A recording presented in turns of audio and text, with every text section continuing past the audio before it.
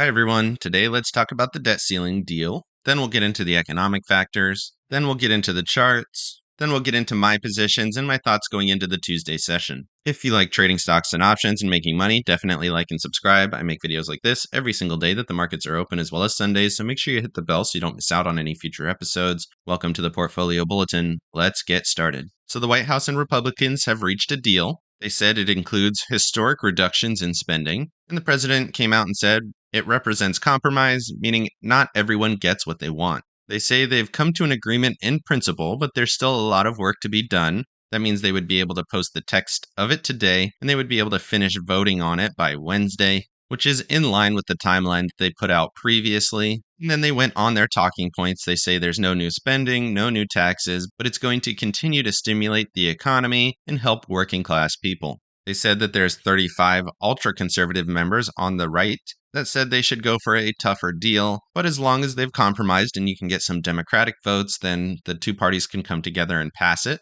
They do mention here that Republicans will potentially use the debt ceiling as an opportunity to get more concessions in the future, but really this is how the government is supposed to work. They're supposed to come together and come to a deal where both parties get some of what they want and eventually pass a bill. In terms of spending, they say they owe $130 billion in payments and transfers in the first 2 days of June, to include $92 billion in that first week, leaving the government very low on funds unless they sell more T-bills, which is likely to happen once the bill passes. Moving over to the economic calendar, you can see Monday is a holiday, so the first trading day will be Tuesday. Not much on that Tuesday. Consumer confidence, fairly interesting here at 10 o'clock. Wednesday, however, we have the JOLTS report, definitely important. It's expected to tick up a little bit from the previous read. Thursday here, we have ADP non-farms, initial jobless claims, ISM manufacturing PMI here at 10 o'clock. And then looking at Friday, we have actual non-farms here at 8:30. That's obviously going to have a huge impact. Plus average hourly earnings expected to tick down here to 0.4% from 0.5%, which is in the right direction, but it's still going up quite quickly. And then we have the unemployment rate here at 8:30 Eastern, again expected to tick up. We did get a surprise to the downside last time, and it seems like we're continuing to hover in this 3.5 area. Moving over to the earnings calendar, there are still a few important ones. Salesforce on Wednesday, Broadcom, that's the big one that I'll be watching on Thursday after hours. Broadcom had a massive run this week and made new all-time highs by a lot. And if they don't meet expectations, that could be very interesting. Lululemon also coming out on Thursday. And then Dollar General, I do like that company a little bit. So a couple more earnings plays potentially this week. Moving over to the Fed futures, this hasn't moved at all since Friday, but be aware that it is leaning towards another 25 basis points here in June, and that the first cut is not likely coming until next year based on current levels. Moving over to Max Pain here, you can see Max Pain is actually at 415 for this week. Current price just around that 420 level. So if we did hit Max Pain, that would be a slight down move. Highest call strike, 423. You can see that here. Fairly decent upper limit for the week. Definitely not very high compared to the closing price. Maybe a 1% up move type of week. Call strike all the way down at 345, so way down there. Put call ratio super high at 3.2. Quite a bit of options in the market already. 1.3 million. You can see 410, highly defended level. 415, fairly interesting. And then we ended up closing kind of in this style of dip right here. 422, just below that 423 level this last week. It was the same position in terms of having all of these puts expire worthless, but just below a major call strike. And if we get that same kind of finish, it would be that 422, 422.50 area. So just below that highest call strike does seem possible. Wouldn't surprise me if we did actually dip down a little bit based on the options into the 417 area. 419 makes sense as well, but either way, it doesn't seem like a ton of upside is possible here on the SPY based on where these call options are positioned. Moving over to the charts, starting with the S&Ps here on the weekly view, you can see we've been hanging out in this range, grinding slowly higher here, and we finished right at the highs at the end of the week. Momentum is bullish and RSI is also bullish. Volume picking up a little bit. It seems likely that we're going to get the breakout of this level with the debt ceiling deal, and that this could break up higher here to that 42.70 area. And then if this area breaks, then we're looking up much higher to 43.62 or so. So going into the next week, I am bullish. bullish. You can see that big wick,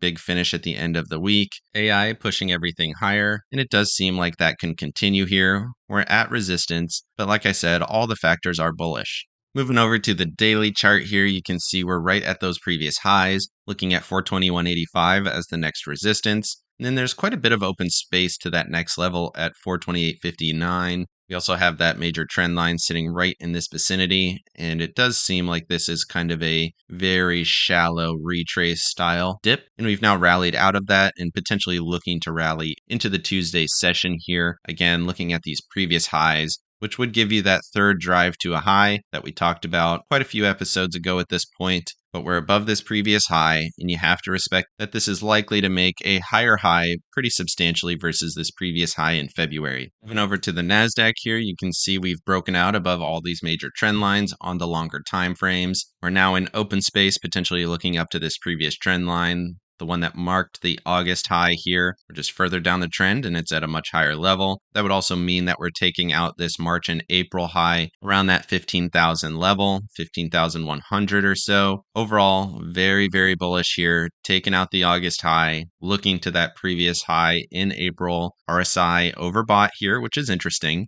But looking at this previous rally into the all-time highs, you can see we can stay in that range for a while before we get any kind of major pullback. We're in that zone from June of 21 all the way until November of 21 with a slight dip here. So you can stay in that range for a while. And if this is a true rally similar to what we saw here, you can get multiple weeks of overbought conditions and much higher highs during this period. Looking at this move on the daily chart, you can see super bullish momentum, super bullish RSI taking out this next level. So support is now 346.87 and resistance is now up here around that 360 level, which would give you the gap fill back here from April of 22. Moving over to the Russell here, it still seems like we're holding this trend line. We're still above the 9-week moving average, just like we were last week here. Tested the 55, and now we're moving in this range. Momentum is ticking towards bullish. RSI kind of neutralized here. But as long as we continue to hold above this 1750 area, and that acts as support, then we should be pushing back at least towards the 200, sitting at 1841, which would be a nice little move higher from where we are right now.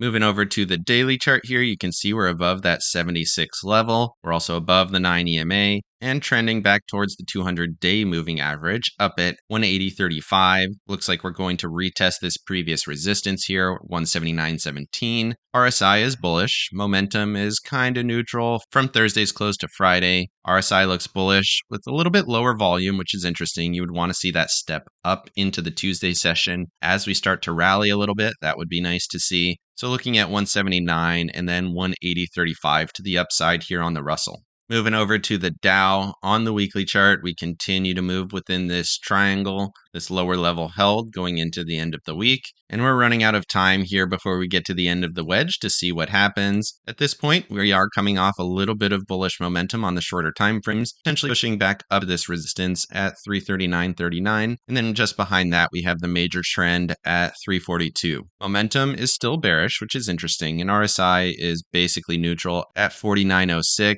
It did step slightly below the SMA here, but let's look at that on the daily chart. Moving over to the daily chart, you can see that bullish price action coming off of that pin bar at support. So this does look slightly bullish. We're at trend resistance, but we've been chopping in this range here multiple times, and it seems most likely that we'll push up to that 334 or 336 area, retesting these trend lines and horizontal resistance. So still downtrending, but coming off of a decent support level. And based on momentum, it seems like we'll push back into this range. Moving over to the equal weighted S&Ps, you can see that clear divergence still taking place. Equal weighted S&Ps making new lows and going lower. Regular S&Ps making new highs and going higher. We are at a clear resistance on that equal weighted S&Ps, and if it breaks down from here, that would be very interesting. We're also below all the EMAs and SMAs here on the equal weighted. Looks more like a head and shoulders, and this right shoulder was very weak in comparison to that left shoulder, typically indicating that this is going to break down further.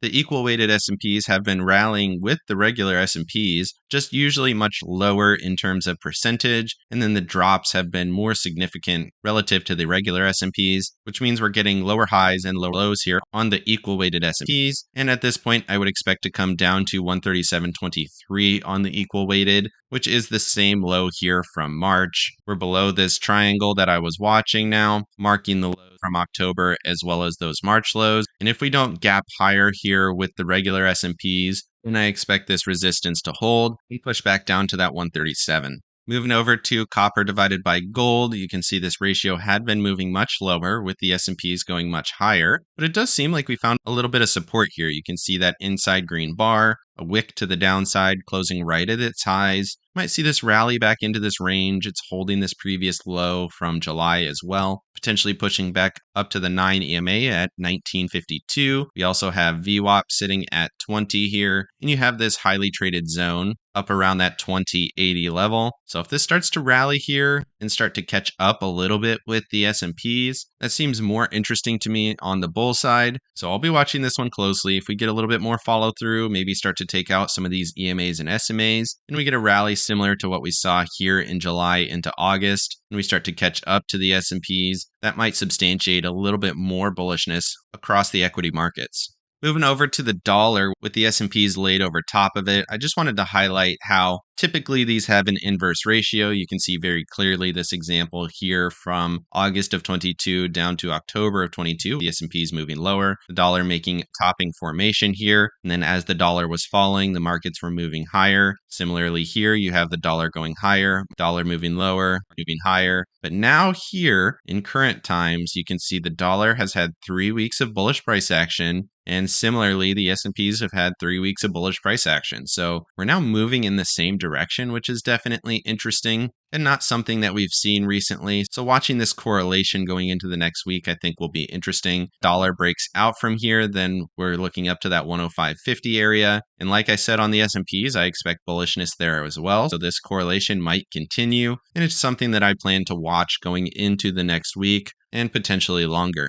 Moving over to some ratios here with the NASDAQ divided by the SPY and the Dow divided by the Russell here on the weekly charts. You can see the NASDAQ has been the massive outperformer, massively bullish, RSI super bullish, looking at 343 as potentially the next resistance. We blew through that 331 level, and this channel just looks impossibly steep here, but it's continuing to hold off of that initial rally, retested that level. Moving into that zone one more time here. We'll see what happens. Maybe we get a little bit of a pullback or at least a cool down. Anything here on the NASDAQ. Super bullish. Moving over to the slightly more interesting chart here. Dow divided by the Russell. You can see we hit resistance. We're pulling back here. Momentum curling down quite strongly. Similarly here on RSI moving lower. And it looks like the Russell is moving into a period of outperformance versus the Dow, looking to break that 1854 level down to 1806. And then we have trend support down here around 1772. So NASDAQ clearly the strongest, but between the two weaker ones, it looks like the Russell is going to have a week or two of outperformance. Moving over to the SPY divided by the M2 money supply, you can see we're continuing to rally, looking at that 2050 level as the next resistance. That puts us back to this wick low from October of 21, prior to that final push into the most recent highs based on this ratio, which also marks the same high as the pre-COVID high before that bigger move lower. That is the same level here as July of 19, very close to the October of 18 highs. So marked multiple tops and bottoms here over the last several years, and we're back into that range one more time. If the level breaks, then we're looking back up to the high here from March of 21, which would be a pretty substantial move on the S&P. It does still seem like this is accelerating here, and we finished very close to the highs. I will be watching it, but I think there's a substantial probability that we do move higher, moving back in this end of March, beginning of April of 22 area. Moving over to Apple and Tesla here on the weekly chart, you can see Apple continuing this very strong rally at resistance 176.15 on the weekly chart. You have two very tight bullish weeks in a row, just above that highly traded level here at 172.25. Tested that level again this week.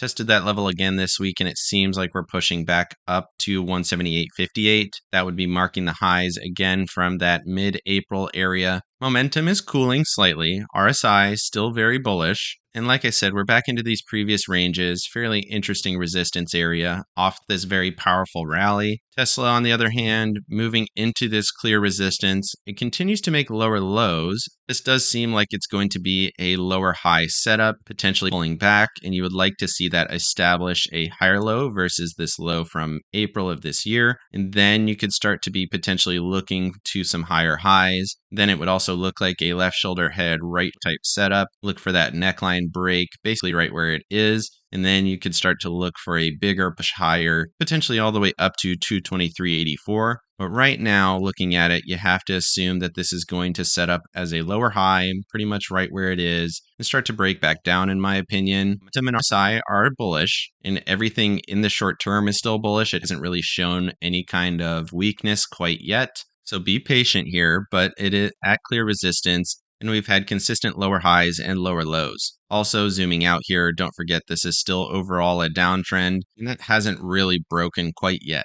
Moving over to Broadcom and NVIDIA, I just want to highlight these again. These are the clear drivers for the markets, and we talked about Broadcom having earnings this week. That'll be very interesting. Huge leg up on the week, making all-time highs by quite a lot. Previous all-time high was 676. We're all the way up here at 812 based on AI. Similarly here on NVIDIA, taking out the previous all-time high. And now we're continuing to push into new territory. Big bullish volume, big bullish momentum. And like I said, these are the current market drivers. Moving over to staples and discretionary, we talked about staples having that big sell-off for the last 4 weeks. We're back into this previous range. Certainly could find support here. 72.50 is that level. You can see that level being made over the last several months. Definitely an area of support. You have the 144 EMA sitting down here at 71.58 as well. Came back to that zone very briefly before initiating this most recent rally. Certainly seems like we could get back into that zone before we sign support. Momentum continuing to tick lower.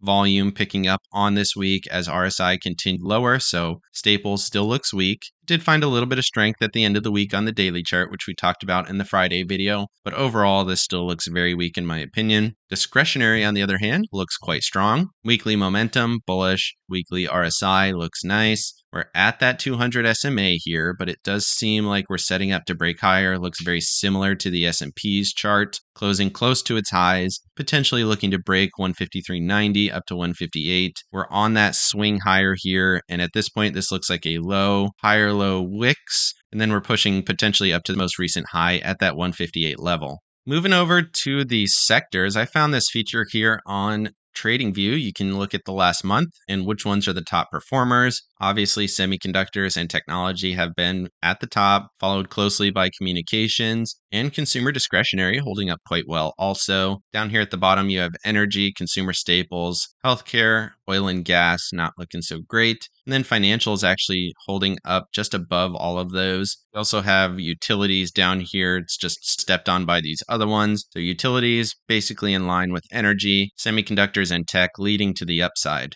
Moving over to breadth on the daily chart, you can see these actually support a thesis of bullishness. Looks like a gap down into an island, gap up, and that we could get that continuation to the upside now. We also tested this previous low here on the 200-day average on Thursday, and then we ended up gapping higher. And based on this movement on both of these charts, you have to assume that we could see some bullishness back up to the 40 here on the 50-day, this previous low. If we get above that, we could definitely see more bullishness coming through. It's worth noting that we're still below all the EMAs and SMAs on both of these charts, but momentum's ticking slightly towards bullish, and that island reversal is a pretty good pattern and certainly could push this back up into these previous ranges, indicating a little bit more bullishness to come in the next week. Moving over to JNK and TLT, you can see JNK is still sliding downwards. It does look quite weak, but we had a nice bullish day on Friday, which is interesting, back up to the 9 EMA. And if this has a little bit of follow through here, this is kind of like a gap down, gap up type move. If that does happen, that could be quite bullish. That would also be a higher low setup from the previous low. That would also be very interesting. TLT is showing a similar move, big bullish day engulfing the previous candle. Momentum starting to tick towards bullish. We start to see yields come down a little bit next week. TLT going higher, JNK starting to go higher. That's another potentially bull indicator to be paying attention to. Moving over to the bond and S&P volatility indexes, you can see bond volatility going higher. We talked about this in the Friday video, but I just want to highlight that we have a lot of bullish indicators across the markets, but bond volatility going higher, definitely interesting. And on the VIX here, we also have higher highs on RSI. You can see with each of these lows, the RSI continues to trend up. We're holding above the SMA here. So even with this pullback, getting stronger RSI versus previous, we're above the SMA, and this continues to trend higher here. We're not breaking out quite yet. Just a couple of wicks here of some downward price action. And it does seem like this is starting to hold up a little bit. If this doesn't pull back into this range around 1610 and let markets go higher and it holds in this zone, we start to see this swing up. That would obviously be very bearish for stocks.